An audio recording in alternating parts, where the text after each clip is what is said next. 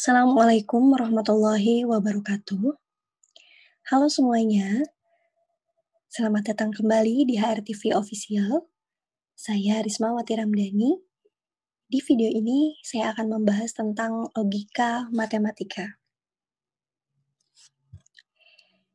Logika merupakan dasar dari semua penalaran matematis. Aturan logika memberikan arti pada pernyataan matematika dan aturan logika digunakan untuk membedakan mana pernyataan yang valid, mana pernyataan yang tidak valid. Artinya, logika merupakan hal dasar yang sangat penting dalam matematika. Blok pembangun logika adalah proposisi. Nah, apa itu proposisi? Kita akan bahas lebih jauh di video ini. Proposisi adalah pernyataan yang bernilai benar atau salah, tetapi tidak keduanya. Ya, jadi hanya boleh benar atau salah saja, tidak boleh bernilai benar dan salah sekaligus. Seperti itu. Nah, untuk menotasikan sebuah proposisi, digunakan alfabet seperti P, Q, R, dan S. Kita katakan bahwa nilai kebenaran dari suatu proposisi ini adalah benar atau salah. Ya, di video ini saya notasikan T untuk nilai kebenaran benar dan F untuk nilai kebenaran salah. Di mana benar dan salah ini kemudian berkorespondensi dengan 1 dan 0 dalam dunia digital. 1 untuk benar dan 0 untuk salah. Nah, ini adalah beberapa contoh yang akan memberi gambaran kepada kita bagaimana kita bisa memahami sebuah proposisi. Contoh pertama, diberikan sebuah kalimat seperti ini. 997 kurang dari 123. Kita akan menguji apakah kalimat ini merupakan proposisi. Yang pertama, kita cek apakah ini pernyataan. Karena suatu proposisi haruslah sebuah pernyataan. Oke, apakah ini kalimat tersebut merupakan pernyataan? Jawabannya, ya. Selanjutnya, apakah kalimat tersebut merupakan proposisi? Nah, untuk mengetahui apakah kalimat tersebut merupakan proposisi, kita perlu melihat nilai kebenarannya. Apakah pernyataan ini memiliki nilai kebenaran dan apakah nilai kebenarannya hanya benar atau salah dan tidak keduanya?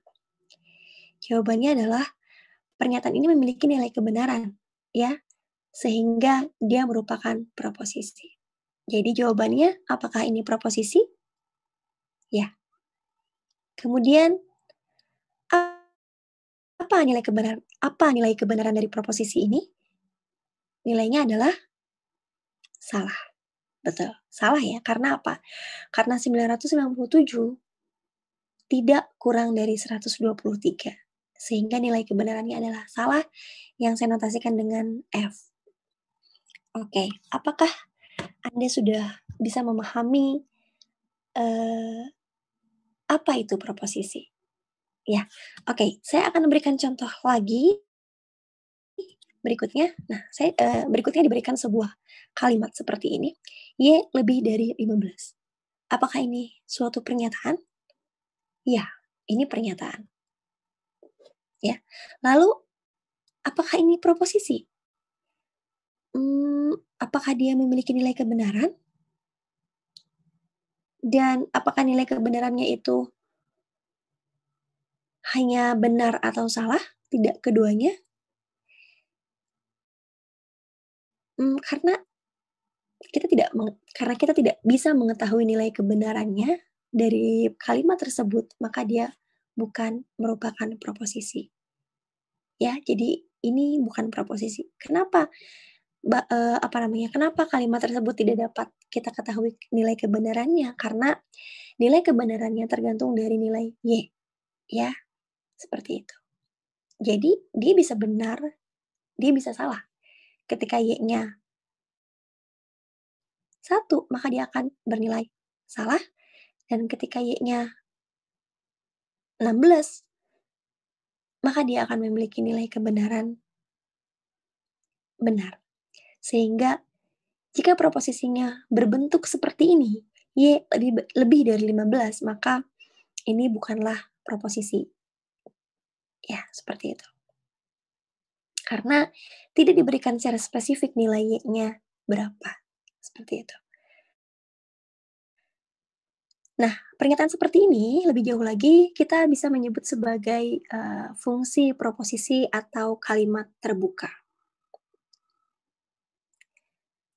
Nah, mmm, contoh berikutnya tentang, proposisi ya, kalimatnya seperti ini ya, "Bulan ini Oktober dan 12 kurang dari 8." Pertanyaannya, apakah ini sebuah pernyataan? Ya, oke. Kalau dia sebuah pernyataan, maka kita ada peluang bahwa dia adalah sebuah proposisi. Oke, kalau dia pernyataan, apakah dia proposisi juga? Apakah kita bisa apakah kita bisa menguji nilai kebenarannya? Bulan ini Oktober dan 12 kurang dari 8. Ya, dia proposisi. Kenapa? Karena dia memiliki nilai kebenaran. Apa nilai kebenarannya? Perhatikan, bulan ini Oktober dan 12 kurang dari 8. Nah, proposisi ini akan memiliki nilai kebenaran benar jika kedua kalimat dasar di dalamnya bernilai benar. Kalimat dasar yang seperti apa? Perhatikan, di sini ada kata "dan" yang menghubungkan dua kalimat dasar atau dua kalimat tunggalnya ya. Yang pertama adalah bulan ini Oktober, dan kalimat tunggal berikutnya adalah 12 kurang dari 8. Nah, pernyataan ini secara keseluruhan akan bernilai benar jika kedua pernyataan tunggal atau kedua proposisi tunggalnya bernilai benar. Namun perhatikan, di kalimat tunggal yang kedua, kita dapat melihat nilai kebenarannya, yaitu 12 kurang dari 8. Nah, kita tahu bahwa 12 tidak kurang dari 8, ya, sehingga kalimat tunggal ini bernilai salah. Oleh karena itu, karena ada satu kalimat tunggal yang bernilai salah, maka bagaimanapun nilai kebenaran dari kalimat tunggal yang lainnya ya, yang bulan ini Oktober, maka secara keseluruhan pernyataan ini bernilai salah. Seperti itu, ya. Jadi ini adalah sebuah proposisi karena dia memiliki nilai kebenaran. Seperti itu, ya. Lalu, apa nilai kebenarannya? Ya seperti yang sudah dijelaskan tadi bahwa nilai kebenarannya adalah salah, ya, F. Oke, contoh berikutnya, "Jangan tidur ketika kuliah daring." Kalimatnya seperti itu. Apakah ini sebuah pernyataan? Tidak. Kenapa?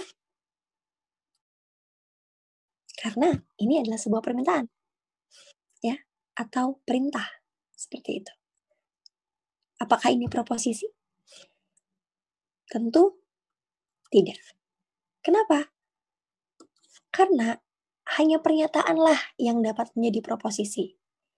Kalimat perintah, kalimat permintaan, kalimat pertanyaan, itu bukanlah sebuah proposisi. Oke, paham? Oke, masih ada contoh berikutnya ya. Kalimatnya seperti ini, X kurang dari Y jika dan hanya jika Y lebih dari X. Ya, jadi jika dan hanya jika ini sebetulnya nanti kita akan membahas di lebih jauh lagi tentang tentang kata ini. Jadi kurang lebih dia memiliki arti seperti ini. X kurang dari Y mengakibatkan Y lebih dari X, dan sebaliknya, Y lebih dari X mengakibatkan X kurang dari Y. Nah, apakah kalimat ini merupakan pernyataan? Ya, karena ya jelas dia adalah sebuah pernyataan, bukan sebuah pertanyaan, bukan juga sebuah perintah ataupun permintaan, ya. Lalu kalau dia pernyataan, apakah dia proposisi? Apakah kita bisa menentukan nilai kebenarannya? Bisa. Jadi dia adalah sebuah proposisi. Kenapa bisa? Sedangkan tadi di contoh sebelumnya ada sebuah variabel, ya, ada sebuah kalimat yang mengandung variabel ya kalau tidak salah Y lebih dari 5 misalnya ya, Y lebih dari 5. Itu adalah bukan proposisi, ya. Karena nilai kebenarannya tergantung dari Y, yang mana nilai Y-nya itu tidak diberitahukan secara spesifik di kalimat tersebut. Nah, lalu bagaimana dengan kalimat ini? Di sana terdapat variabel juga X dan Y. Tidak diberikan spesifik juga nilainya. Tapi kenapa kita bisa menentukan nilai kebenarannya? Karena nilai kebenaran dari proposisi ini tidak tergantung daripada nilai X dan Y. Apapun nilai X-nya dan apapun nilai Y-nya, kalimat ini tetap akan menjadi benar, tetap akan bernilai benar. Apakah kalian setuju? X kurang dari Y jika dan hanya jika Y lebih dari X. Jika X kurang dari Y, maka Y lebih dari X. Dan jika Y lebih dari X, maka X kurang dari Y. Ya, jadi X kurang dari Y ini ekuivalen dengan Y lebih dari X ya, maka kita tahu bahwa pernyataan ini memiliki nilai kebenaran sehingga dia merupakan proposisi. Dan nilai kebenarannya adalah benar, T, ya, atau true, seperti itu.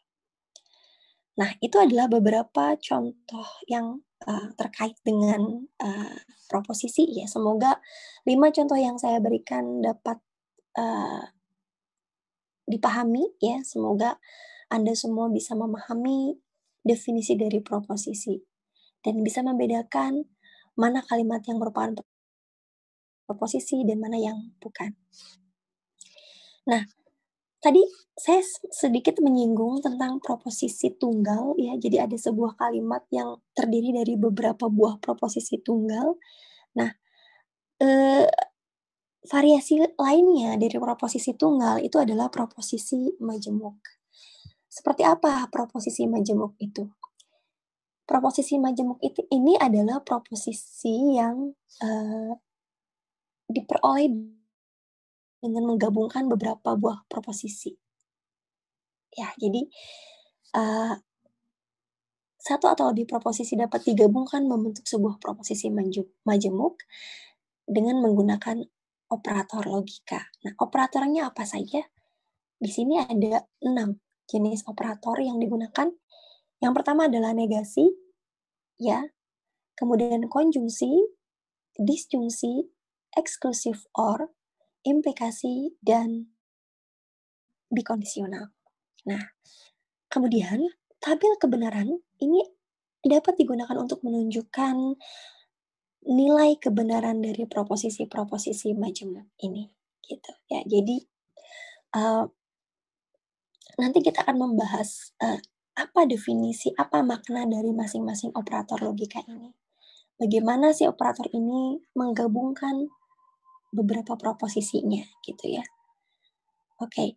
Nah, setiap proposisi, seperti yang dijelaskan di awal bahwa syarat sebuah pernyataan akan menjadi proposisi itu adalah dia harus memiliki nilai kebenaran, ya. Nah, sehingga proposisi tunggal itu akan memiliki nilai kebenaran. Nah, kemudian proposisi tunggal itu jika digabungkan dengan operator logika ini, maka akan menjadi sebuah proposisi majemuk. Dan proposisi majemuk ini pun akan memiliki nilai kebenaran. Dari mana kita peroleh nilai kebenarannya? Yaitu dengan menggunakan tabel kebenaran, yaitu dengan mengambil atau dengan, mengaplikasikan nilai kebenaran dari masing-masing proposisi tunggalnya, seperti itu. Oke, nah ini adalah, saya berikan satu persatu dari operator logika tersebut. Operator yang pertama adalah negasi atau not, ya. Nah, negasi dari P dinotasikan dengan notasi ini, ya, seperti ini. Nah, bagaimana kita membaca notasi ini? Notasi ini bisa kita baca sebagai tidak P, not P, not P, gitu ya. Tidak P atau tidak benar bahwa P, gitu ya. Jadi, negasi dari P itu artinya tidak P, seperti itu. Artinya, perhatikan tabel kebenaran ini. Pada kolom pertama, ini adalah menunjukkan menunjukkan nilai kebenaran dari suatu proposisi P-nya. Suatu proposisi P akan memiliki dua kemungkinan nilai kebenarannya, yaitu true dan false. Ya, nah, maka bagaimana nilai kebenaran dari negasi dari P-nya sendiri? Kita lihat di tabel kedua.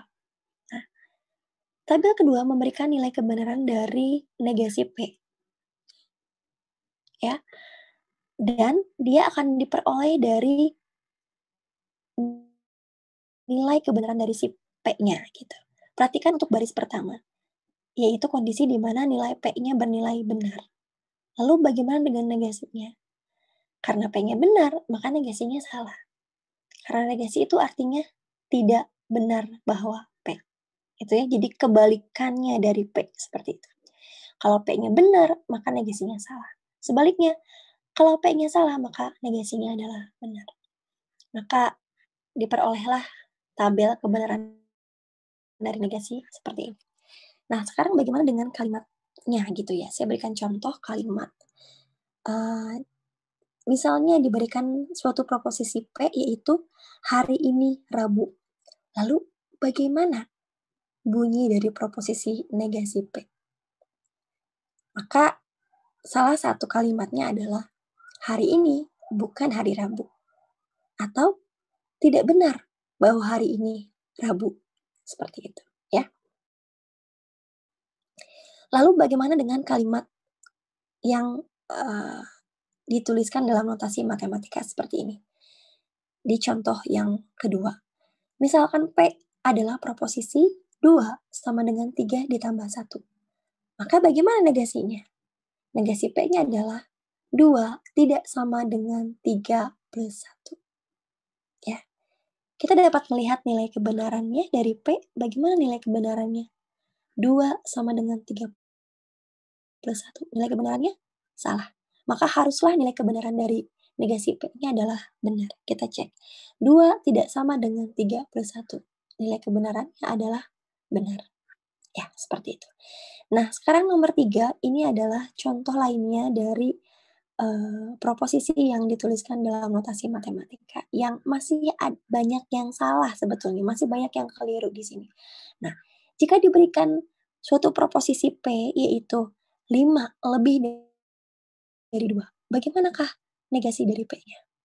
Sebagian besar orang menuliskan negasi P-nya adalah 5 kurang dari 2. Padahal itu keliru. Yang benar adalah negasi dari P-nya adalah 5 kurang dari sama dengan 2. Ya, jadi harus muncul sama dengan di sini. Seperti itu. Ya. Nah, lalu bagaimana kalau P-nya ini adalah 5 lebih dari sama dengan 2? Bagaimana negasinya? Maka negasinya adalah 5 kurang dari 2. Seperti itu. Ya. Jadi sekali lagi untuk nomor 3, karena P-nya adalah 5 lebih dari 2, maka negasinya adalah 5 kurang dari sama dengan 2. Harus dituliskan lambang sama dengannya ya. Seperti ini. Nah, selanjutnya operator yang kedua adalah konjungsi and, dan, gitu ya. Nah, jadi konjungsi dari P dan Q dinotasikan dengan notasi seperti ini, itu dibacanya adalah P dan Q. Jadi konjungsi dari P dan Q ada adalah, kita menggabungkan 2 proposisi, yaitu proposisi P dan Q, dengan cara menambahkan kata "dan" di antaranya, gitu. Nah, bagaimana dengan tabel kebenarannya? Nah, di sini saya berikan, karena konjungsi ini memuat 2 buah proposisi tunggal, yaitu P dan Q, maka nanti ada 4 baris di sini ya, di mana 4 baris ini adalah menyatakan 4 kemungkinan, dan setiap kemungkinannya itu adalah, nilai atau kombinasi dari nilai-nilai P dan Q-nya gitu ya. Maka nanti akan ada 4 kemungkinan, yaitu ketika P-nya benar dan Q-nya benar, P-nya benar dan Q-nya salah, P-nya salah, Q-nya benar, dan P-nya salah, Q-nya juga salah. Jadi ada 4 kemungkinan. Dan dari keempat ini kita akan mengecek masing-masing nilai kebenaran dari si P dan Q-nya bagaimana.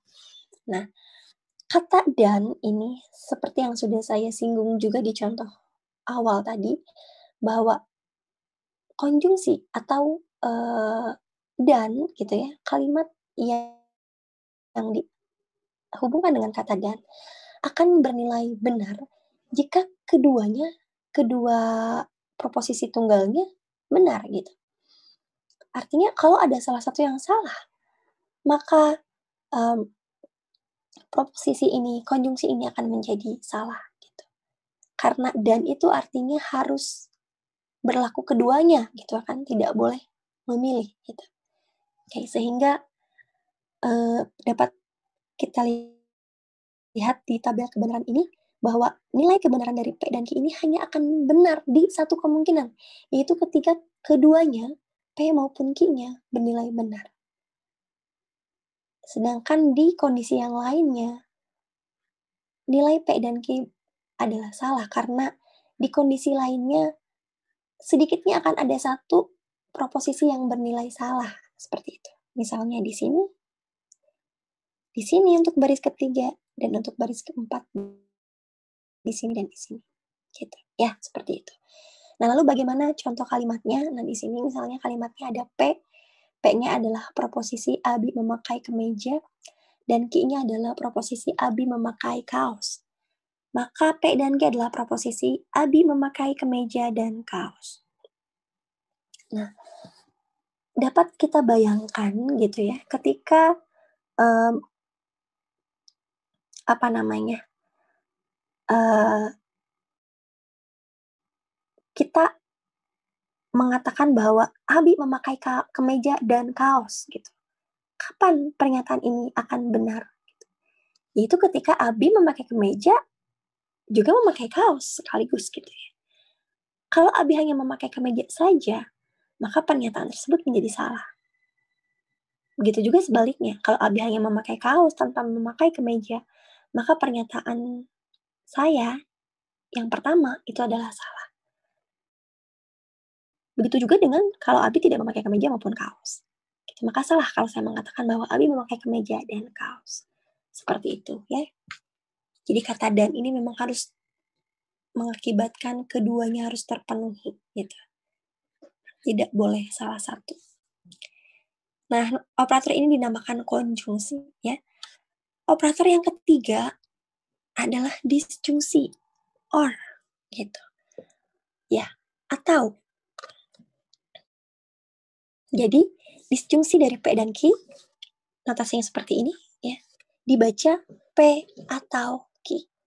Nah, bagaimana nilai kebenarannya? Nah, seperti maknanya gitu ya, atau ini artinya kita boleh memilih gitu ya. Artinya nilainya kebenarannya akan benar ketika sedikitnya ada salah satu dari P dan Q yang bernilai benar gitu ya. Sehingga di sini nilai kebenarannya akan benar di ketiga kondisi, yaitu ketika P-nya benar dan Q-nya benar, ketika P-nya benar dan Q-nya salah, dan ketika P-nya salah, Q-nya benar gitu. Sedangkan ketika P dan Q-nya dua-duanya salah, maka otomatis disjungsinya juga akan salah gitu kan. Karena memang harus ada salah satu sedikitnya yang bernilai benar. P atau Q. Berarti boleh P saja, boleh Q saja yang benar, dan boleh juga keduanya. Tapi tidak boleh kalau kedua-duanya salah. Seperti itu ya kurang lebih. Jadi bagaimana dengan kalimat yang tadi misalnya, eee, Abi memakai kemeja, lalu Abi memakai kaos gitu kan. Maka P atau Q-nya adalah Abi memakai kemeja atau kaos. Maka kalau saya mengatakan bahwa Abi memakai kemeja atau kaos, maka pernyataan saya ini akan menjadi benar ketika Abi memakai kemeja, tidak tidak memakai kaos. Atau Abi memakai kaos, tidak memakai kemeja, itu juga benar gitu. Dan bagaimana kalau Abi memakai kaos dan Abi memakai kemeja? Benar juga gitu ya. Tetapi kalau Abi tidak memakai kaos dan Abi juga tidak memakai kemeja, maka pernyataan saya yang di bawah ini adalah salah gitu. Ya, seperti itu.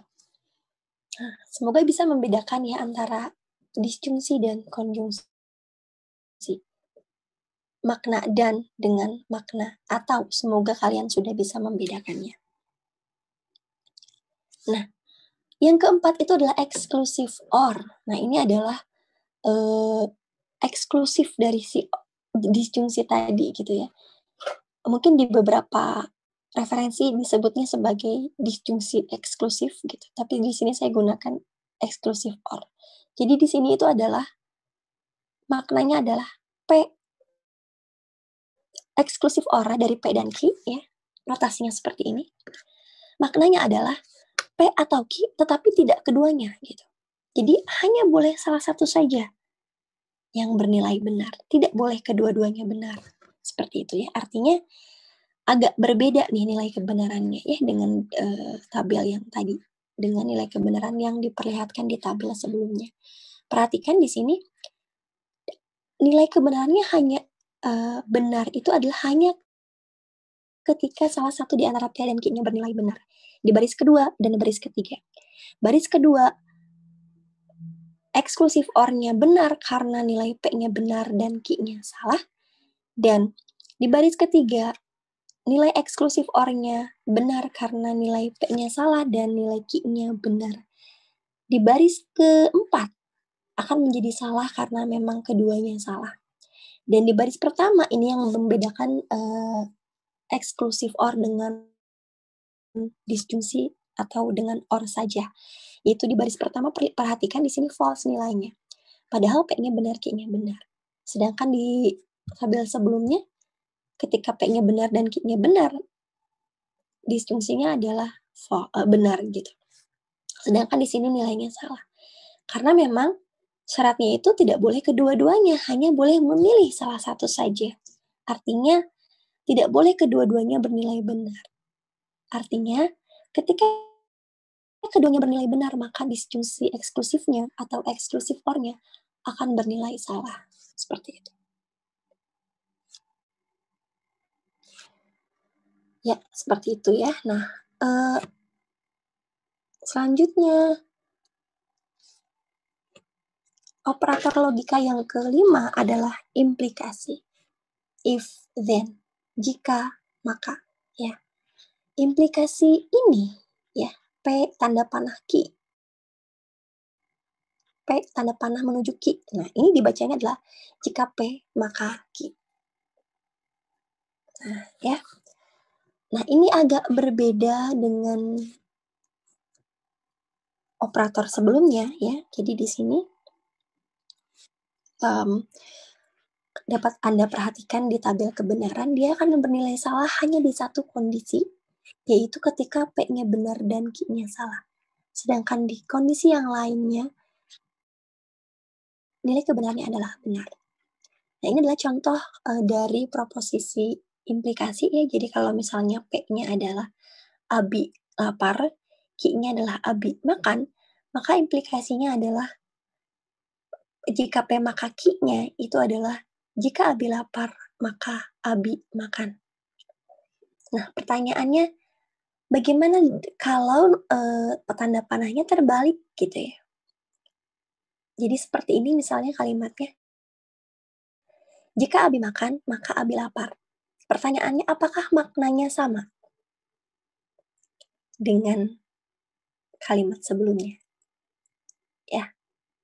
Nah, ini merupakan soal latihan yang pertama.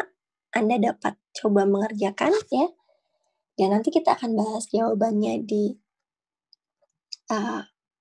video selanjutnya. Nah, ini adalah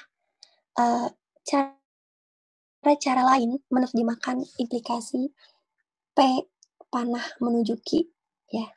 Jika P maka Ki, ya. Cara lainnya masih ada banyak cara kita menyebutkannya ya, di antaranya jika P maka Ki, ini yang umum yang kita gunakan. Lalu jika P Ki, gitu boleh tanpa kata maka, boleh gitu ya. P mengakibatkan Ki, seperti itu. P hanya jika Ki. P cukup untuk Ki. Syarat perlu untuk P adalah Ki. Ki jika P. Ki ketika P. Ki diakibatkan P. Ki setiap kali P. Ki perlu untuk P.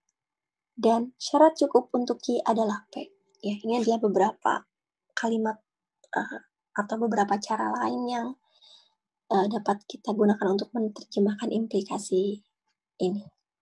Jika P maka Ki. Nah, ini adalah beberapa variasi dari implikasi gitu ya. Ada konversi, kontraposisi, dan inverse. Jadi, nah, kalian dapat lihat di sini, jika Ki maka P itu merupakan konversi dari implikasi jika P maka Ki. Nah, kemudian jika tidak Ki maka tidak P itu merupakan kontrapositif dari implikasi jika P maka Ki.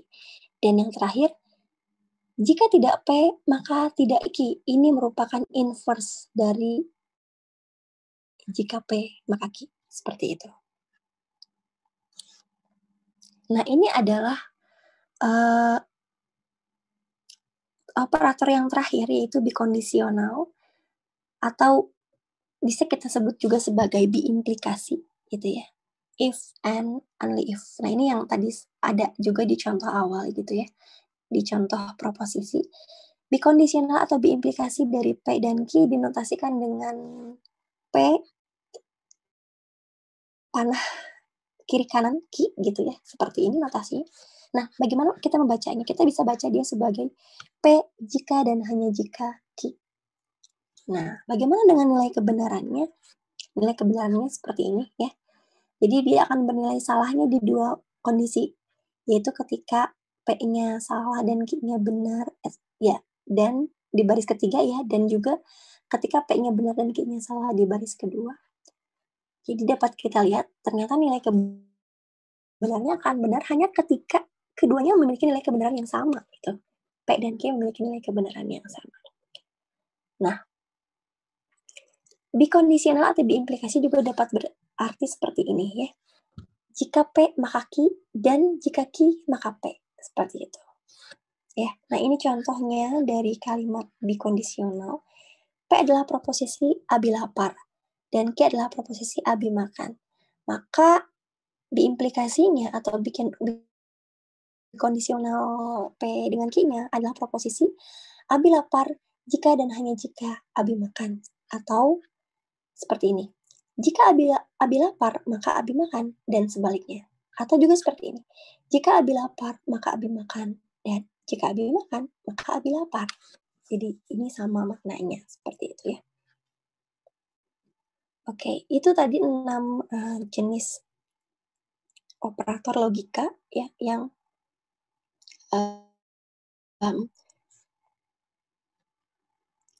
ada dalam logika matematika. Nah, ini ada beberapa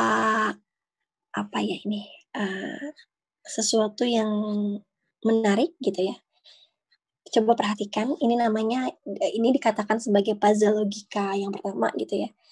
Suatu pulau mempunyai 2 macam penghuni, yaitu penjujur, yaitu orang yang selalu berkata benar, dan pembohong, yaitu orang yang selalu berkata salah, atau yang selalu berkata bohong. Anda bertemu 2 orang A dan B di pulau itu. Jika A berkata bahwa B penjujur, dan B berkata bahwa kami berdua mempunyai tipe yang berlainan, maka apa yang dapat Anda simpulkan tentang A dan B? Nah, permasalahan ini ditemukan oleh Smulyan pada tahun 1998, dan kalian coba cari jawabannya dengan menggunakan logika yang sudah kita bahas di awal. Ya, ini adalah tugas yang kedua dari saya. Dan kita juga akan bahas jawabannya di pertemuan atau di pembahasan video sebelumnya. Video berikutnya. Nah, ini ada lagi nih, puzzle logika berikutnya. Yang kedua, Alice mengatakan bahwa Carlos did it. Sedangkan Carlos mengatakan bahwa Diana did it. Diana mengatakan bahwa Carlos is lying. Dan John mengatakan I didn't do it.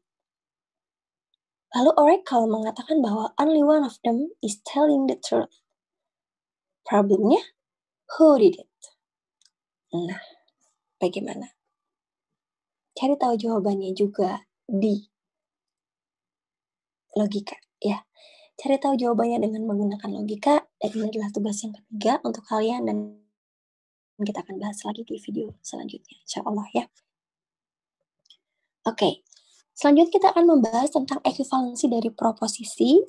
Ya, jadi ekivalensi itu adalah mungkin kalau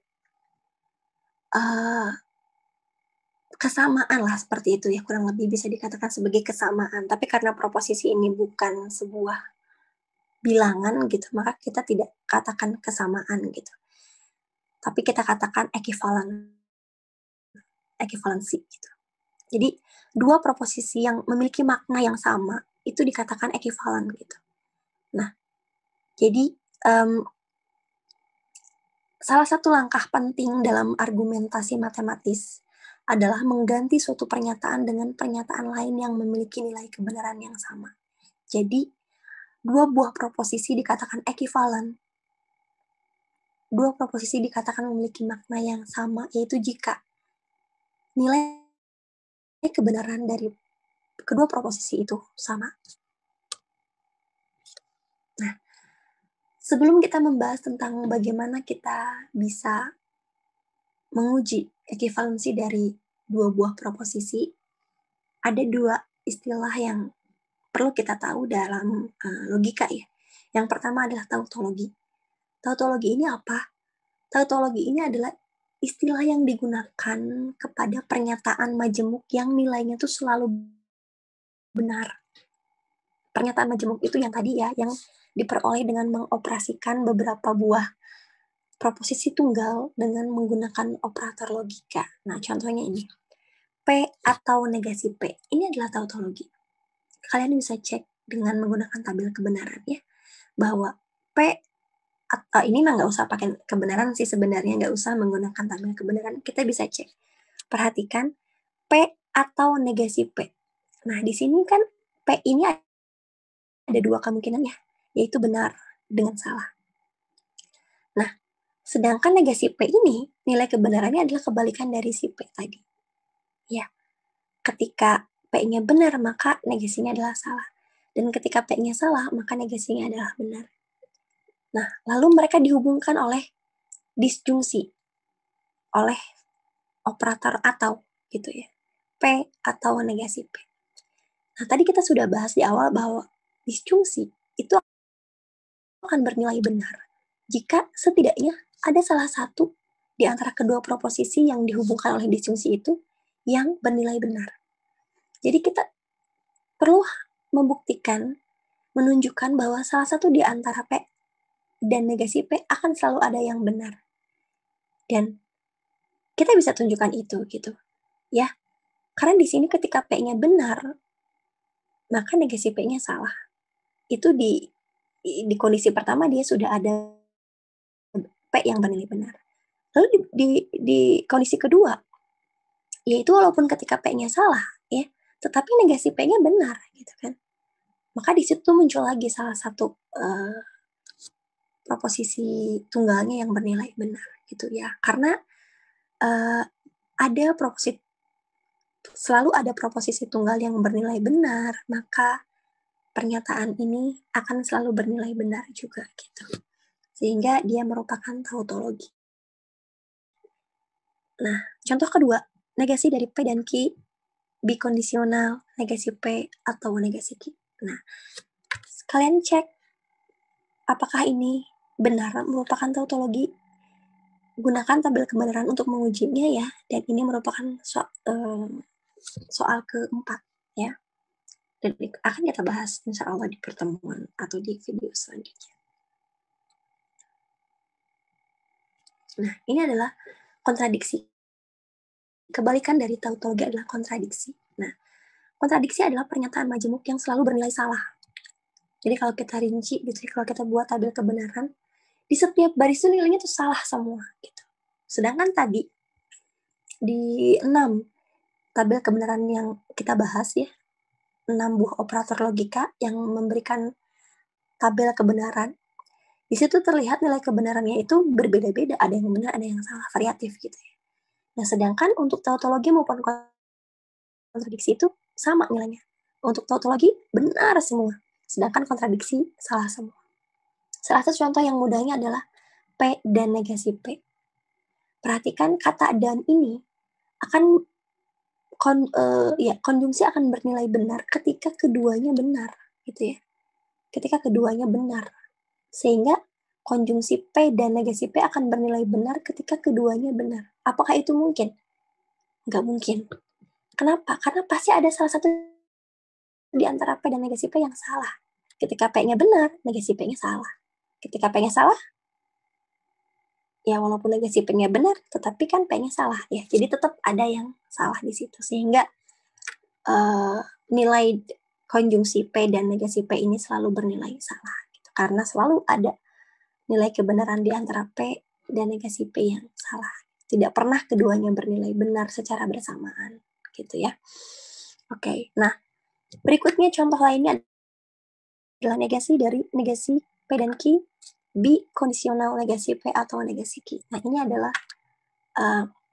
kontradiksi. Kalian cek juga nilai kebenarannya ya. Silahkan buktikan bahwa pernyataan ini atau proposisi majemuk tersebut merupakan kontradiksi. Buktikan menggunakan tabel kebenaran. Nah, dapat kita perhatikan bahwa negasi dari suatu tautologi adalah suatu kontradiksi. Dan negasi dari suatu kontradiksi adalah suatu tautologi.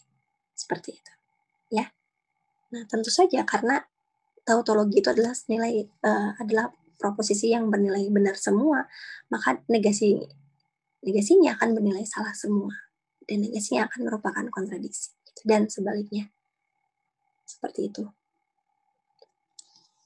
Nah, selanjutnya ini adalah contoh pernyataan yang ekivalen ya. Kita lihat di sini, saya punya tabel kebenaran ada 5 kolom, artinya ada 5 jenis proposisi. Ada yang proposisi tunggal dan proposisi majemuk. Proposisi tunggalnya adalah pada kolom pertama dan kedua. Ini merupakan proposisi tunggal. Sedangkan kolom ke-3, 4, 5 merupakan proposisi majemuk karena mereka dihasilkan atau proposisi ini merupakan hasil gabungan dari proposisi tunggal P dan Q dengan menggunakan operator logika ya. Nah, perhatikan di proposisi majemuk yang keempat, perhatikan tabel keempat untuk proposisi majemuk negasi P dan Q dan tabel kolom kelima yaitu proposisi majemuk negasi P atau negasi Q. Dapat kita lihat di sini nilainya sama ya, di baris pertama ketika di sini false, di sini juga false. Baris kedua di sini true, di sini juga true. Baris ketiga di sini true, di sini juga true, dan baris keempat di sini true, di sini juga true. Dapat kita lihat nilai kebenarannya sama. Artinya dua proposisi ini merupakan proposisi yang ekivalen. Seperti itu. Ya. Seperti itu ya. Oke. Nah, berikutnya cara menguji. Oke, jadi saya kembali lagi ke slide sebelumnya. Jadi ini adalah cara menguji bahwa sebuah atau 2 buah proposisi ini adalah ekivalen. Cara mengujinya adalah dengan membuatkan tabel kebenarannya dan melihat hasil, nilai kebenarannya gitu. Jadi misalnya kita ingin membuktikan bahwa negasi dari P dan Q ini ekivalen dengan negasi P atau negasi Q. Kita buat tabel kebenarannya gitu.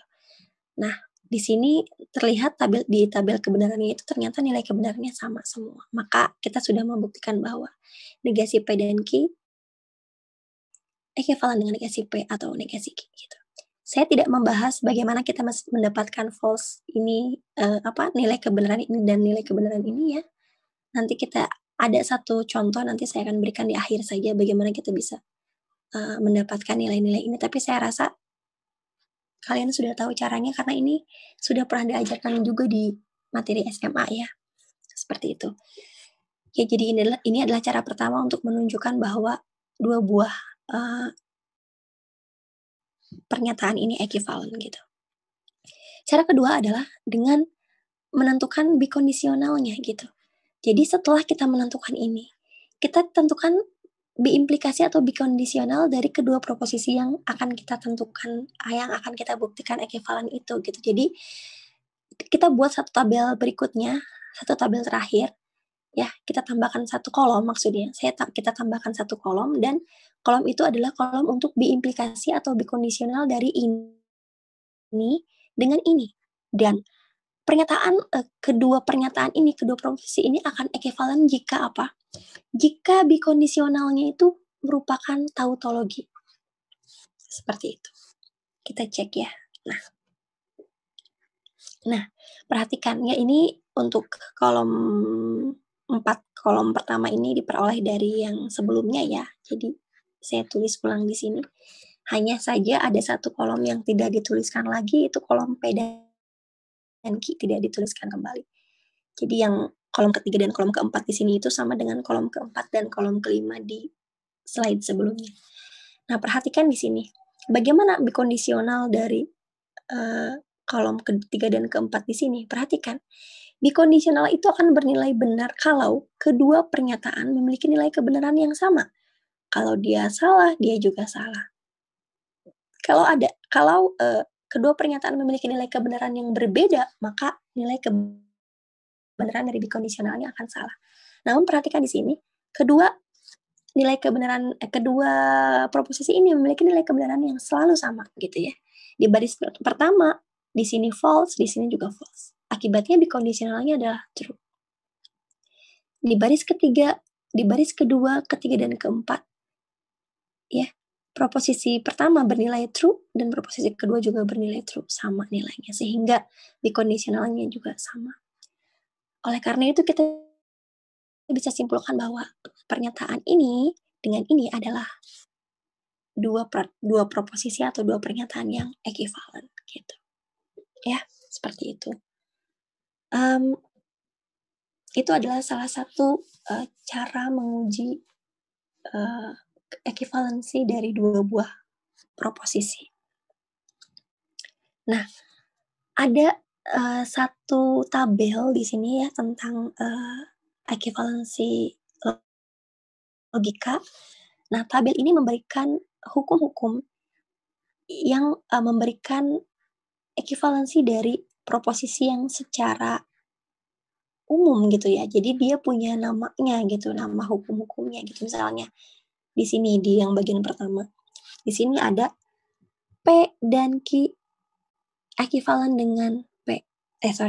P dan T ekivalen dengan P. Gitu.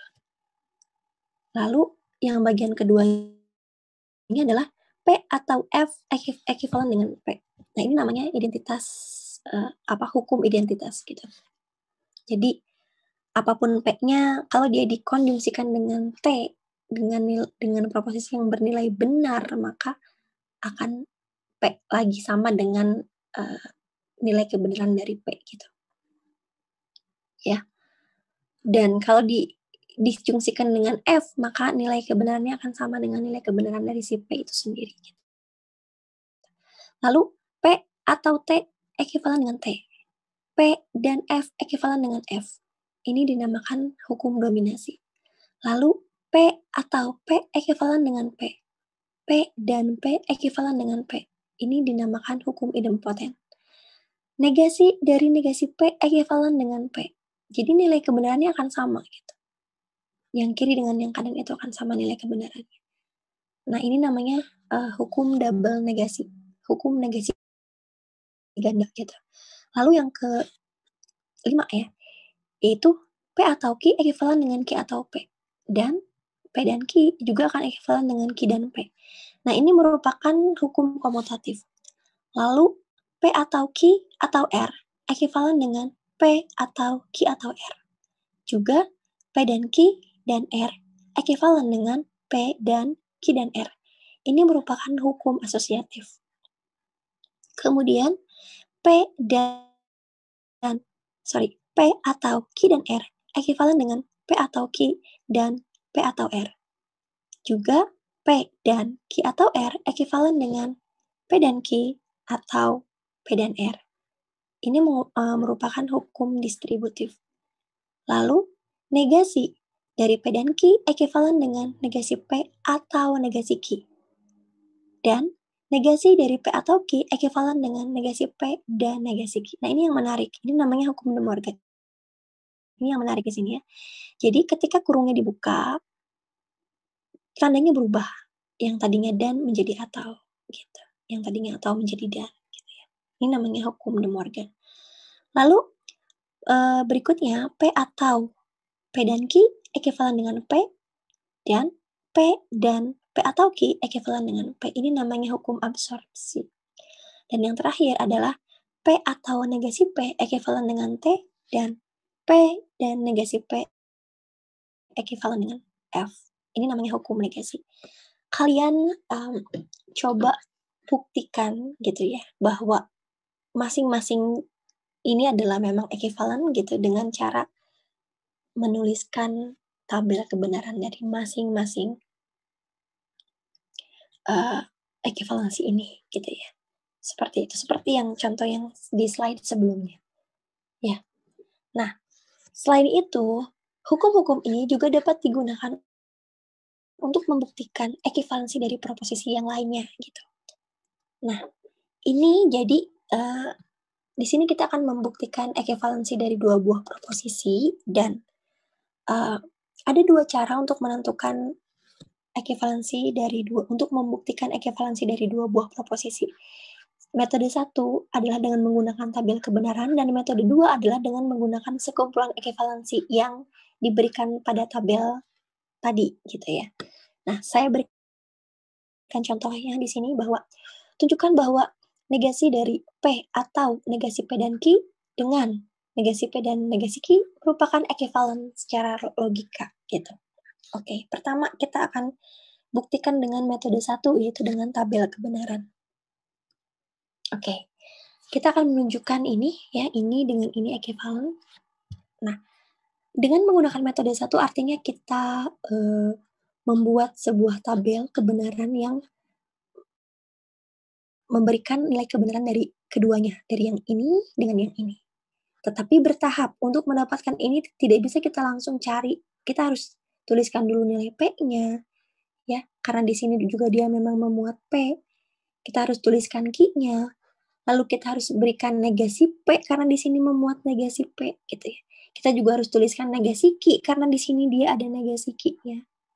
Dan seterusnya satu persatu gitu. Jadi pertama kita tulis dulu P dan Q ya. Lalu karena di sini ada negasi P dan di sini ada negasi Q, maka kita juga harus menentukan negasi P dan negasi Q-nya. Kemudian kita mulai dari yang kiri dulu, dari yang ini.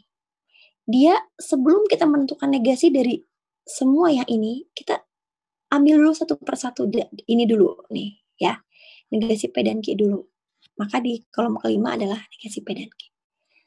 Nah, nanti si hasil dari ini akan kita disjungsikan dengan ini ya. Kita akan cari P atau ini ya, maka kita cari ini di kolom berikutnya. Baru setelah kita dapatkan ini, maka negasikan ini ya. Jadi yang terakhir kita dapatkan negasi dari ini. Itu untuk yang pertama. Yang kedua kebetulan langsung dari negasi P dan negasi Q ini langsung dikonjungsikan. Ya sudah, karena negasi P dan negasi Q-nya sudah ada di sini ya, di kolom ketiga dan keempat, maka kita langsung saja di kolom terakhir ini tuliskan negasi P dan negasi Q. Kemudian kita akan isi hasilnya gitu. Kita akan isi nilai-nilai kebenarannya bagaimana. Pertama, kita tentukan nilai P dan Q-nya berapa. Kita tentukan nilai P dan Q-nya apa gitu ya. Nilai kebenarannya seperti apa. Nah, karena ada dua ekivalen, karena ada dua proposisi tunggal ya, yaitu P dan Q, maka ada 4 nanti kemungkinannya. Yaitu ketika P-nya benar dan Q-nya benar, P-nya benar, Q-nya salah, P-nya salah, Q-nya benar, dan P-nya salah, Q-nya salah. Yang seperti ini ya. Nah, dari sini kalau ada R misalnya jadi ada berapa dong? Ada 8 nanti. Ya, jadi jawabannya adalah sebanyak 2 pangkat N gitu. Dengan N-nya adalah banyaknya proposisinya. Nah, karena proposisinya ada 2 yaitu P dan Q, maka ada 2 pangkat 2. Ada 4 kemungkinan nanti di sini, ada 4 baris gitu. Nah, negasi P-nya gimana? Ya, langsung diambil dari mana? Dari sini, dari P ya. Karena P-nya di sini baris pertama T, maka negasi P-nya adalah F, dan seterusnya. Maka kita akan dapatkan ini. Nah, selanjutnya kita akan cari negasi Q. Dapatnya dari mana? Dari Q, dari sini. Jadi negasi Q ini adalah kebalikan dari Q-nya. Maka apa nilainya? F, T, F, T. Seperti ini. Kemudian kita cari ini, negasi P dan Q. Diperoleh dari mana? Dari sini, dari yang saya tebalkan. Negasi P dan Q. Oke, karena dan, maka ini akan bernilai benar hanya ketika keduanya benar. Dan akan bernilai salah ketika salah satunya salah dan keduanya salah. Oke, cek di baris pertama itu ada yang salah. Di negasi negasi P-nya, maka nilainya adalah salah. Baris kedua juga salah karena ada dua-duanya salah. Baris ketiga benar karena dua-duanya benar. Baris keempat salah karena Q-nya salah. Maka akan seperti ini nilai kebenarannya. Selanjutnya kita hasil ini ya di kolom kelima tadi kita disjungsikan dengan P. Nah, seperti ini.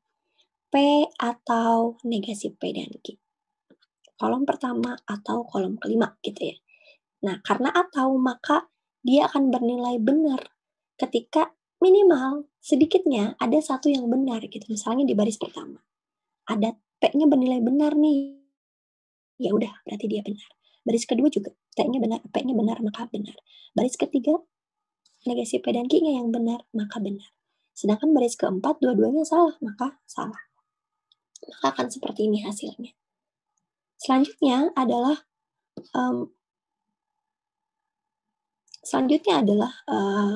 negasi dari hasil tadi, negasi dari yang ini gitu. Ya sudah, berarti kita tinggal cek kebalikannya gitu. Berarti F, F, F, T. Seperti ini. Terakhir adalah negasi P dan negasi Q. Berarti dari sini ya, negasi P dan negasi Q dari kolom ke-3 dengan ke-4. Bagaimana? Kalau dan, maka nilainya akan benar hanya ketika keduanya benar dan akan salah kalau sedikitnya satu yang salah nilai kebenarannya. Berarti di baris pertama dia akan salah karena keduanya salah. Baris kedua dan ketiga juga salah karena ada salah satu yang salah. Dan baris keempat benar karena keduanya benar. Maka akan seperti ini hasilnya. Oke, jadi kita bisa cek nilai kebenaran dari kedua proposisi yang kita cari, yaitu sama F, F, F, T. Keduanya sama persis nilai kebenarannya. Sehingga kita dapat menyimpulkan bahwa kedua proposisi ini adalah ekivalen secara logika. Ya, kita sudah menyelesaikan pembuktian menggunakan tabel kebenaran. Selanjutnya kita akan melakukan pembuktian menggunakan ekivalensi proposisi itu menggunakan tabel ini. Nah, caranya kita akan menunjukkan bahwa ini ekivalen dengan yang ini. Kita bisa pilih salah satu bagian di elaborasi, nanti hasilnya harus sama seperti ini gitu. Jadi di elaborasi yang salah satu, boleh yang mana saja, di sini saya mulai dari yang ini. Saya elaborasi bagian kiri, saya equivalence-kan dia dengan nilai yang lain, dengan proposisi yang lain menggunakan tabel yang tadi, sampai akhirnya saya bertemu dengan ini tuh pada akhirnya akan equivalent dengan ini gitu, seperti itu. Nah, misalnya yang pertama di sini. Ini pada tabel ini mana yang bisa kita gunakan gitu. Nah, ternyata kita bisa gunakan apa nih? Hukum De Morgan. Dari mana? Di sini kan ada negasi ya, ada negasi dari suatu kalimat dengan suatu proposisi dengan proposisi berikutnya. Nah, hukum De Morgan itu artinya ketika kita hilangkan kurungnya maka dia akan berubah tanda. Jadi nanti jawabannya adalah negasi ini akan ekuivalen dengan negasi P dan negasi dari ini gitu. Ya, hukum De Morgan yang bagian kedua nih yang bawah sini. Di mana Q-nya itu di sini adalah ini. Nah, ini Q-nya seperti ini, satu kurung ini. Oke, jadi ini akan ekuivalen dengan negasi P dan negasi P dan Q. Seperti ini. Selanjutnya, hukum apa yang bisa kita gunakan? Hukum De Morgan lagi. Ya, kenapa? Karena di sini ada lagi nih, negasi dari sesuatu disjungsi atau sesuatu konjungsi ya. Kalau yang tadi adalah negasi dari disjungsi, kalau ini adalah negasi dari konjungsi. Pakai De Morgan lagi. Agar apa? Agar kurungnya hilang. Gitu. Jadi kita hilangkan kurungnya berarti dia yang ini ya. Yang ini akan menjadi negasi dari negasi P atau negasi dari Q. Gitu ya. Maka yang bagian ini kita ubah sedangkan ini tetap. Nah, jadi seperti ini. Ini tetap, nah ini kita ubah. Nah, ini adalah negasi dari negasi P atau negasi Q. Ini menggunakan hukum De Morgan. Seperti itu. Selanjutnya, nah ini kurungnya udah hilang nih. Berarti kita bisa ambil satu persatu. Nah, perhatikan di sini. Ini ada negasi dari negasi P. Bisa kita sederhanakan kan ini menjadi apa? Negasi dari negasi itu ada di sini nih, di hukum negasi ganda, double negasi. Negasi dari negasi P adalah P. Maka kita sederhanakan bentuk ini menjadi P saja, sehingga proposisi ini akan ekuivalen dengan proposisi berikut ini. Gitu. Ya, seperti ini. Ini sama dengan ini, tapi yang ininya diganti dengan P. Nah, ini diperoleh dari hukum negasi ganda. Selanjutnya, apa nih yang bisa kita menggunakan? Nah, di sini ada dan, di sini ada atau. Kalau ada konjungsi, kemudian dia di apa ya? Kalau ada suatu konjungsi lalu ada disjungsi, jadi ada double gitu ya. Maka kita bisa gunakan hukum distributif gitu. Jadi A dan atau gini, P dan Q atau R. Nah, itu bisa kita distributifkan dan sebaliknya. Misalnya di sininya atau dulu nih, ininya dan bisa juga sama gitu. Ya, jadi kita lakukan distributif yang mana nih? Berarti di sini yang dan, lalu di dalam kurungnya adalah yang atau. Berarti yang mana nih? Yang kedua, ya. Nah, jadi yang menjadi P-nya di sini adalah negasi P, yang menjadi Q-nya adalah P, yang menjadi R-nya adalah negasi Q. Gitu. Jadi di sini kita selesaikan, dia akan menjadi negasi P dan P atau negasi P dan negasi R. Gitu. Negasi Q. Seperti itu. Negasi P dan P atau negasi P dan negasi Q. Nah, seperti ini. Ini kita gunakan sifat distributif. Nah, mana kita bisa sederhanakan lagi nggak? Bisa. Di sini ada negasi P dan ada P. Negasi P dan P kalau nggak salah tadi ada ya. Coba cek di tabel. Ternyata ada di mana? Di bawah. Tapi dia P dulu baru negasi P, sedangkan di sini negasi P dulu baru P. Maka kita tukar posisi saja. Kita gunakan hukum komutatif. Nah, kita gunakan hukum komutatif yaitu dibalik posisinya ya. P dan Q sama dengan ekuivalen dengan Q dan P. Maka di sini negasi P dan P akan ekuivalen dengan P dan negasi P. Oke, kita balik dulu, kita komutatifkan dulu. Yang ininya tetap seperti ini, tidak berubah. Nah, baru deh setelah kita dapatkan bentuk ini langsung kita bisa gunakan ini, hukum negasi.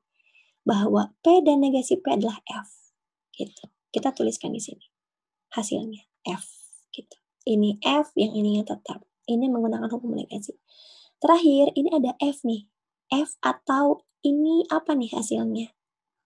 Nah, ada di sini. Nah, di sini di hukum identitas.